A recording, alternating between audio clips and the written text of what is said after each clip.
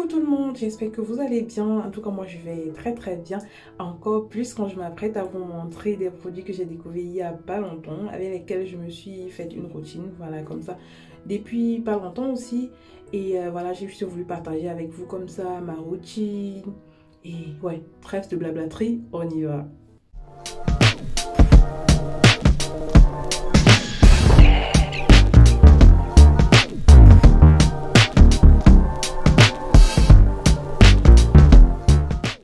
Alors, avant toute chose, vous devez savoir que j'ai une peau grasse au niveau du visage. Ça ne se voit peut-être pas parce que voilà, j'applique déjà pas mal de choses depuis un bon moment. Mais je vous assure qu'il y a quelques années encore, ma peau, elle était vraiment grasse à tout moment.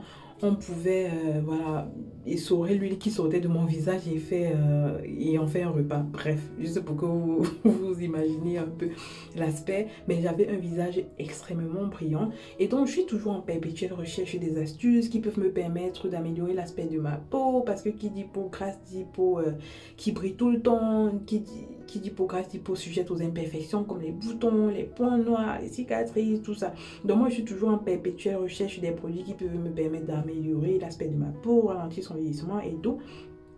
Et donc, dans ma recherche, je suis tombée sur ce qu'on appelle les acides. Alors, il y en a plusieurs. Franchement, je suis pas dermatologue. Je suis pas non plus là pour faire un coup sur la peau, les produits cosmétiques et tout. Mais voilà, vous devez savoir que notre peau, même déjà en elle-même, elle sécrète elle produit des protéines, elle sécrète des acides. Mais avec le temps, avec l'âge et tout, la peau, du moins à cause du vieillissement et tout, elle produit de moins en moins ces acides, et il est donc important de les apporter de manière externe à la peau. Alors dans cette vidéo, je vais vous parler juste des deux que j'essaye pour le moment. Il s'agit de l'acide hyaluronique. Je vais vous mettre la photo après, ne vous inquiétez pas, en montrant comme ça, vous ne voyez pas de toutes les façons. Et l'acide salicylique. Vous allez vous demander pourquoi j'ai choisi les deux et tout. Comme je vous ai dit, je m'informe, je fais des recherches et tout. Et en fonction du type de peau que tu as, en fonction des résultats que tu veux avoir, les produits sont aussi différents. Voilà, donc selon ce que j'ai lu, je me suis rendu compte que ce sont ces deux produits qui sont les plus appropriés pardon, pour mon visage gras, comme je vous le disais tantôt. Donc ce qu'on va faire, c'est que je vais juste vous montrer vraiment les étapes de ma routine de visage. Là, c'est le soir. Je vais pas dire que c'est une routine de nuit parce que même ma routine du matin n'est pas différente, vraiment. Donc, je vais vous montrer juste comme ça ma routine. Alors, la première étape chez moi, je pense que c'est même le cas de tout le monde, hein, consiste au lavage. Voilà, je vais débarrasser ma peau voilà, de la saleté avec cette mousse. Ce qui est très important dans cette mousse, c'est que le pH est égal à 5,5. Très important quand vous voulez utiliser des produits sur votre peau, de savoir quel pH ils ont. Le pH du visage, par exemple, je parle là du visage parce que le pH varie en fonction des parties du corps. Le pH du visage est plus ou moins égal à 5,5. Donc, quand vous voulez utiliser des produits sur votre peau, rassurez-vous que ces produits soient proches du pH de votre peau. Je ne sais pas si on se comprend. Donc, jusqu'ici, j'utilise ce produit 100,5. Donc, évitez les produits trop acides ou trop basiques. Voilà, vous avez compris. Donc, je vais nettoyer ma peau avec ça. Voilà, et parfois, j'utilise une brosse comme celle-ci. Une brosse du visage comme celle-ci. Mais cette fois, je vais utiliser juste mes doigts. Mouiller dans mon visage.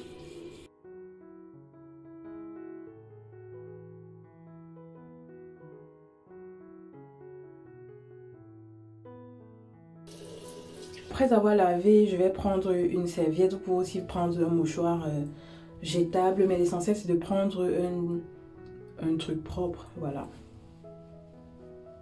La deuxième étape, c'est voilà, une autre étape de nettoyage. Sauf que là, c'est avec une ou plusieurs eaux florales. Dans mon cas, c'est deux.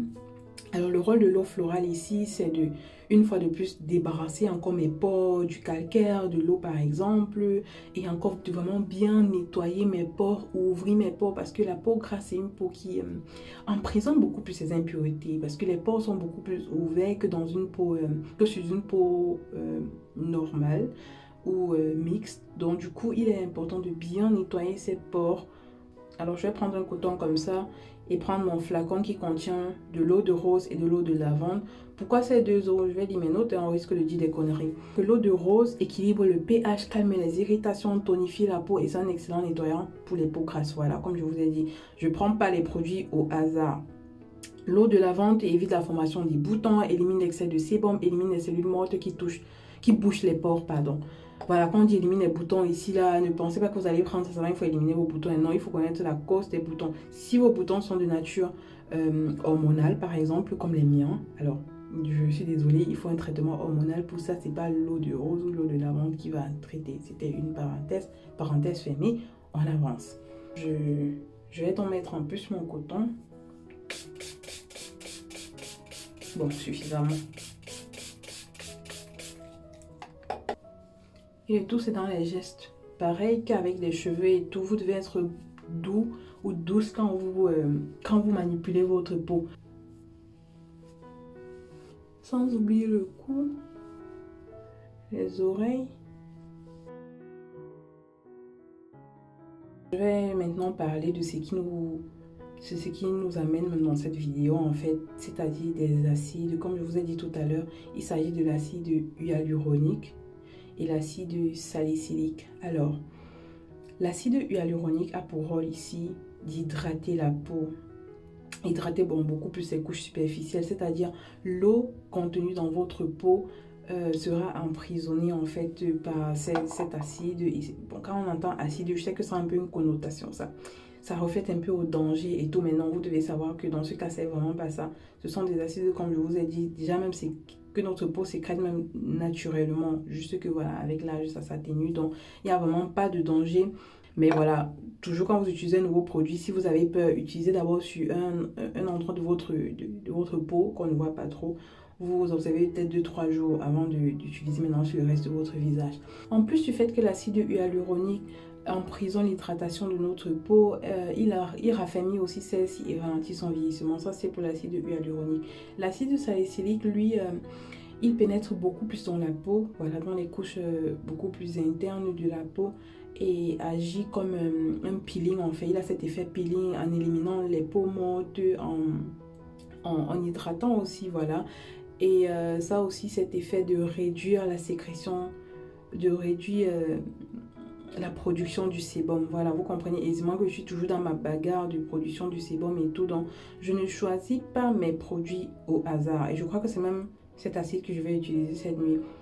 Ou bien ce soir, voilà. Parce que cet effet peeling que ça fait, ça régénère ta peau, ça débarrasse ta peau en douceur des peaux mortes, voilà. Donc, c'est un peu comme un gommage. Vous voyez, quand vous faites les gommages à grains, par exemple, vous frottez pour que ça débarrasse les peaux mortes. Ça, cet acide fait aussi ça, sauf qu'il le fait vraiment en douceur. Pas besoin de frotter avec...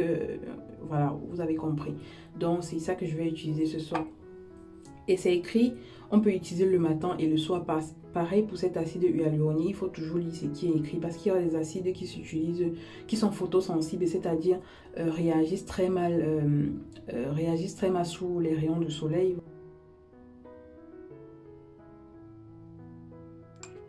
Pas besoin d'en mettre beaucoup, hein. Est-ce qu'on peut mélanger les deux? Genre après l'acide salicylique, est-ce qu'on peut ajouter l'acide hyaluronique? Ça, je ne saurais dire. Mais avant de superposer n'importe quel produit, en tout cas, il faut toujours vous informer. Mais là, ça ne m'intéresse pas beaucoup parce que je fais genre, j'utilise un le soir, un autre le matin. Ou bien j'utilise un aujourd'hui, l'autre le soir, l'autre le lendemain. Donc, j'alterne comme ça. Je n'utilise jamais les deux. Je me dis que ça vaut pas la peine, quoi.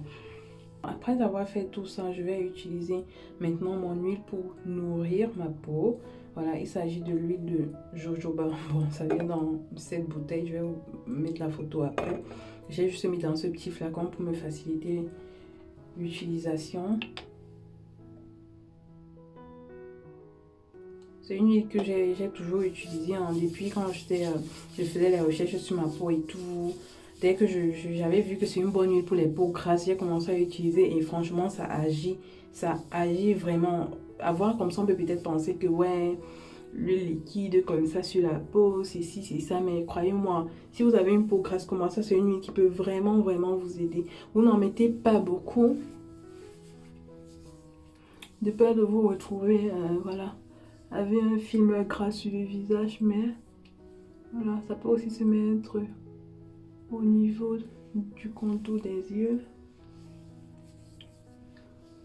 En fait, ce qui rend cette huile particulière, c'est sa composition. Elle a une composition proche de celle du sébum. Le sébum sécrété par notre peau. Donc, du coup, quand vous apportez déjà cette huile à votre peau a l'impression que, waouh, en fait, j'ai déjà assez de sébum. Je n'ai pas besoin d'en sécréter encore. Donc, ce qui fait en sorte que le sébum est en quelque sorte régulé au niveau de votre peau. En tout cas, j'ai vraiment remarqué une amélioration depuis que j'utilise cette huile. Avant, ma routine était lavage, eau florale et cette huile. Donc, avant les acides et tout ça, c'était vraiment les trois produits que j'utilisais. Voilà, donc j'ai juste rajouté les acides à ma routine. Le tout est de vous informer. Avant d'utiliser n'importe quel produit sur votre peau, informez-vous sur la composition, informez-vous sur les problèmes de votre peau, informez-vous sur les besoins de votre peau. Utilisez des produits et évitez d'utiliser plusieurs produits à la fois. Genre, voilà, ça vous empêche vraiment d'avoir les résultats escomptés parfois. Donc, prenez peut-être un produit ou bien décidez-vous sur 2-3 produits. Utilisez-les au moins même sur 2-3 mois, vous voyez l'évolution et si vous n'êtes pas satisfait, vous changez. Ça sert à rien d'utiliser un produit une semaine. Ah, je vois pas l'amélioration, je change, je prends autre chose. Ça, c'est stresser votre peau pour rien. Donc, alors, c'était tout pour cette vidéo. Merci d'avoir écouté jusqu'à la fin. Je vous donne rendez-vous dans la prochaine en vous demandant de liker, de partager, de commenter. Et on se trouve, voilà, très prochainement dans la prochaine vidéo. Bye!